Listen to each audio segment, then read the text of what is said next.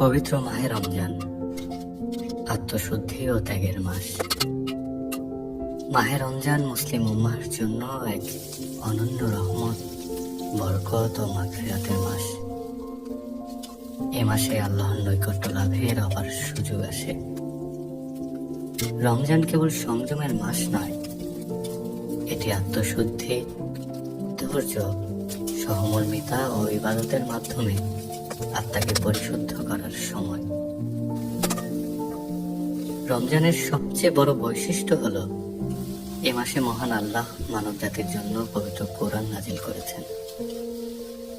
তাই রমজান কেবল রোজা রাখার মধ্যেই সীমাবদ্ধ নয়, এটি কোরআনের শিক্ষা গ্রহণ, বেশি বেশি ইবাদত বন্দেগী ও আত্মশুদ্ধির মাধ্যমে আল্লাহর রহমত লাভের সুযোগ এনে দেয়। রমজান মাস আমাদের আত্মসংযম শেখায়। সারা